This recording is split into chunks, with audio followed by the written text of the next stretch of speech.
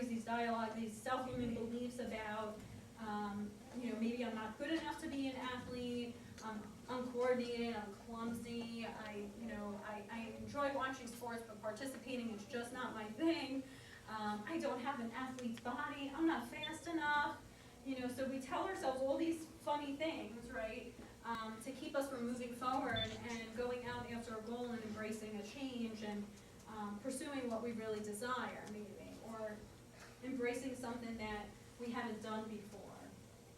So, well, it wasn't until actually 4 years ago when I turned 30 that I decided to learn to love something I hated, running, and that's when I became an athlete. Before that time, I had been active, but I never considered myself an athlete before that time. So I had always been going to the gym and participating in gym classes and whatnot, but I didn't consider myself an athlete.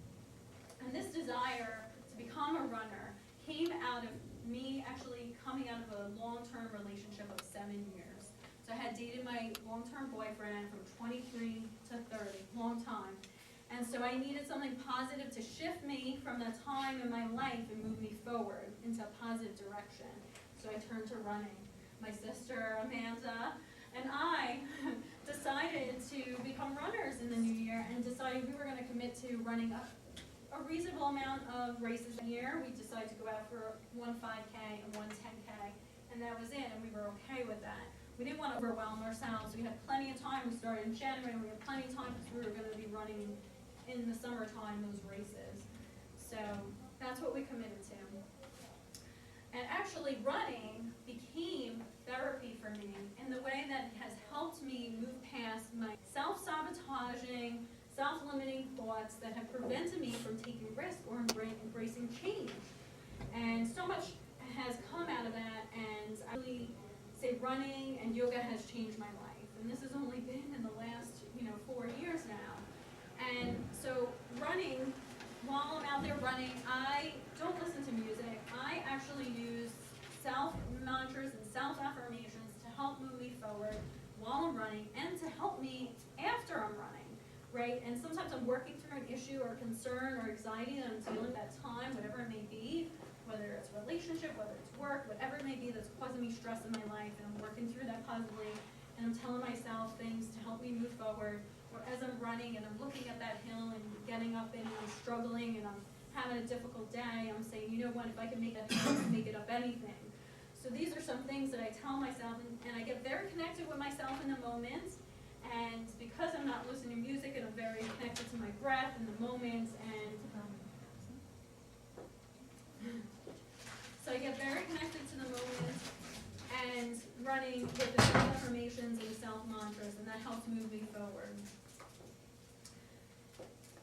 So my sister and I, about our third running season, we decided to go out for our first half marathon. And we signed up for the Hamptons Half Marathon, which is out in East Hampton, here on Long Island. Every September they have that one. And so we decided to go out for that, and we trained like we had normally been training, practicing, running 3 times a week. And I would also cross-train and practice yoga once or twice a week, or strength training class to have that cross-training and whatnot.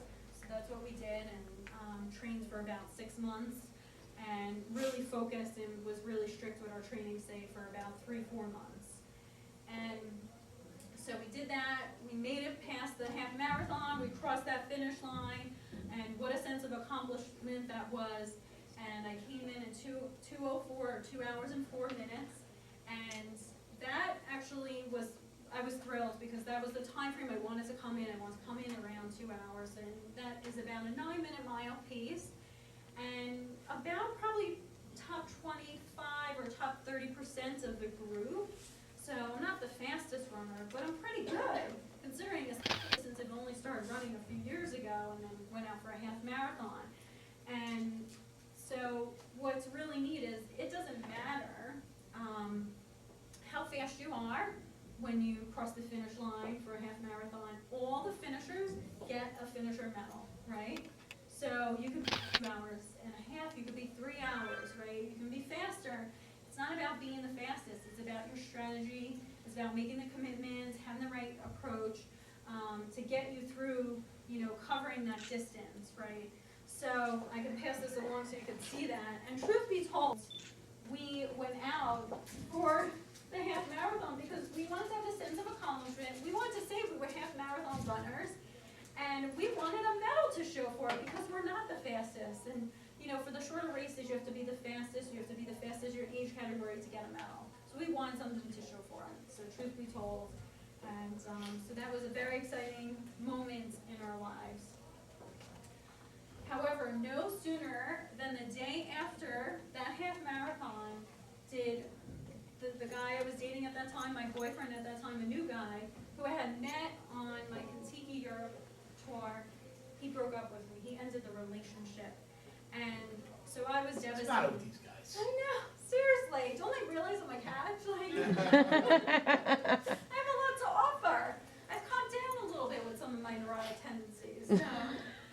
But yeah, so he broke up with me the day after the half marathon. I was, really distraught, upset, and he was actually a little upset as well. And but so in that moment, I was crying, I was upset, but I stopped, and I took a moment when I wasn't crying, and I said to him, you know what?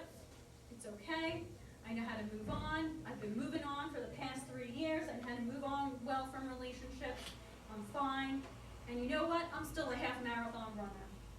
So that's what I told him, and that's really the truth, because he can break up with me, he can break my heart, that's fine, but he can't take away my sense of accomplishment there, right?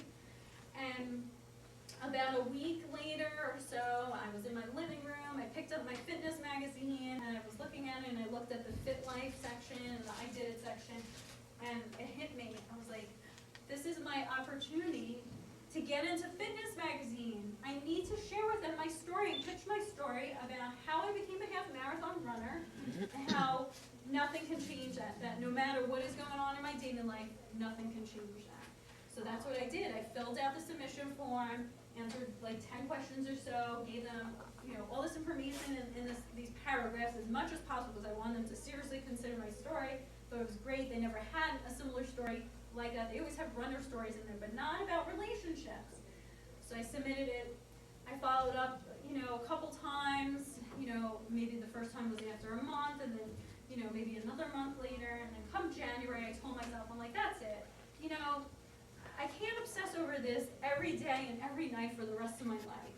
I believe in my story, and if the fitness editors and Fitness Magazine, if they're interested, they'll reach out to me. So I forgot about it. I went on my Southeast Asia trip, which was another group tour, but this one was with Gia Ventures. And so I went on that trip in February, came back early March, and by the end of March, I got an email from one of the editors from Fitness Magazine, and I almost deleted it. I was so surprised to hear from it. I had forgotten about the email. I had forgotten about the actual submission, and I had to take a second glance at it and realize that's the name of one of the editors emailing me. It's not their daily tip, email that's coming at me. And so I opened it up, and I was speechless. I almost fell off my chair. I couldn't believe it. I had that moment of, oh my God, this is it. This is everything I've been waiting for. I called my coworker Colleen to tell her the news, and I didn't really tell too many people because you don't really tell too many people at first when these things happen. You want them to kind of play out and see how it goes. And so I told a few close friends and really felt like this is it. This is everything. Everything I've been waiting for. I'm going to make it into Fitness Magazine. I'm going to share my story. I'm going to tell them about Courageous Remarkable Self blog. It's going to become well known. I'm going to get my book deal. It's going to become a movie. The Bachelorette producer is going to reach out to me. I'm going to meet my husband. We're going to live happily ever after. All while living out my sense of purpose, this mission in life with my blog, and how I'm going to change the world in my own way, right? All this is going to happen, and it's all going to, move forward just because of this article. And sometimes things do happen that way. Well, not all those things happen, at least not yet, because I'm still holding that place in my life for those things to happen, and I'm still going out for some of those opportunities. And things don't always happen according to the way we plan, right? I have been going out for an opportunity in Fitness Magazine actually for a year. And I was going out for a Face of Fitness contest, had people voting for me and everything, and it just, I didn't come out with that one. I went out for another contest. I just kept going at it. But what did happen was I did end up in Fitness Magazine in the July, August of last year, and I'll pass it around, of my story of how I became a half marathon runner, how I got into